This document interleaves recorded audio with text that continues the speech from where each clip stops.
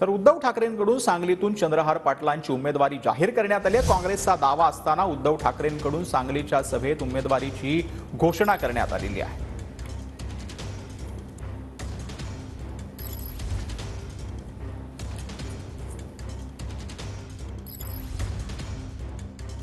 चंद्रहारची उमेदवारी आज जाहीर करतोय। शिवसेनेच्या मशालीवरती चंद्रहार जाणार तिकडे निवडून।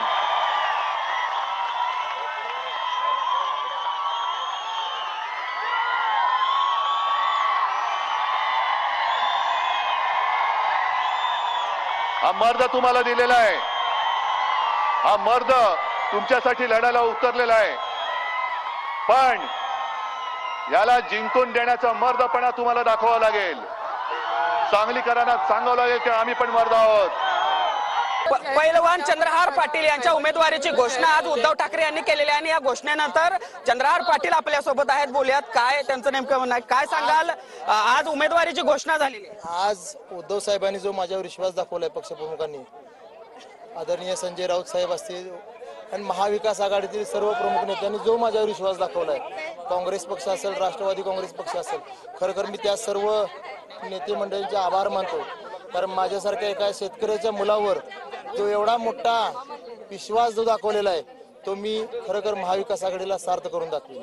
कालही मी जाहीर केलं, जो महाविकास आघाडी निर्णय देईल त्या पाठीशी आपण ठामपणे उभा राहू। आज माझी उमेदवारी घोषित झालेली आहे। सर्व महाविकास आघाडीतील सर्व नेत्यांनी माझ्या पाठीशी, शिवसेना पक्षाच्या पाठीशी आणि महाविकास आघाडीच्या पाठीशी भक्कमपणे उभा राहावं एवढीच मी विनंती करतो। मात्र आता राजकारणाच्या ह्या आखाड्यात आलेला आहात, किती हे वाटतंय की आपण हे रणांगण देखील जिंकू?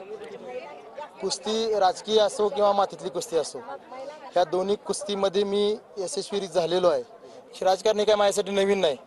येणारी लोकसभेची निवडणूक मी खात्रीने तुम्हाला सांगतो, आज मी विजयी होऊन सर्व महाविकास आघाडीतील नेत्यांचा आणि आदरणीय उद्धव साहेबांचा विश्वासार्थ करून दाखवेन।